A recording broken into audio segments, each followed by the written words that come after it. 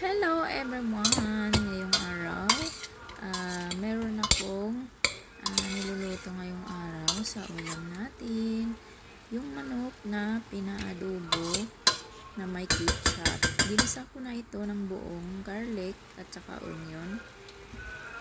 At pagkatapos guys, maglagay tayo ng black pepper.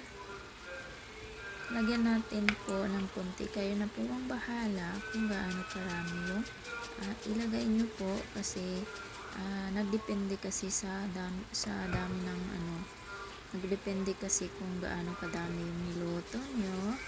So ngayon ay maglagay din tayo ng garlic powder. Kahit naman ay nagisa na ako ng buong garlic, maglagay pa rin ako ng powder garlic. So ngayon ay dito guys ay maglagay din tayo ng soy sauce.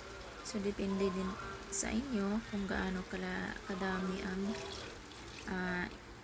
i-estimate nyo lang po kung gaano natin karami ang ilagay natin ng tuyo. So ngayon ay pwede din kayo maglagay ng pineapple juice or Sprite. Wala naman kami dito, so ang nilagay ko is honey. So ngayon ayan, dagdagan pa natin ng konting tuyo. So itong klaseng luto guys, ito ay maglagay din tayo ng magic sarap para maging masarap ang ating luto.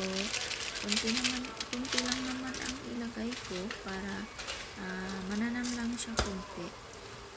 So ngayon guys, itong klaseng luto guys, masarap ito guys. Try niyo po. Naglagay pa rin ako ng asin para mas masarap or maano siya. So depende na kasi sa inyo kung gaano din. Estimate nyo lang po. Huwag nyo lang naman niramihan na lagyan ng maraming asin. Kunti lang kasi naglagay na tayo ng tuyo. So ngayon guys ay maglagay tayo ng tuyo. Dagdagan natin kasi parang kulang siya. Ngayon ay maglagay tayo ng ketchup. Wala kaming ketchup yung bottle. Sachet lang sa amin. Ngayon ay na sachet ang nilagay. Takpan natin at ipakulo para maglagay tayo ng ketchup.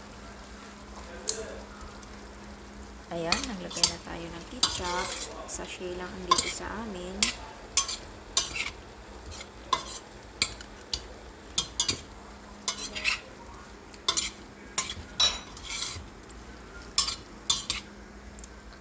Ito, nakikita nyo na po. Sobrang sarap itong klaseng luto po. Kasi po yung manok. That was so yummy!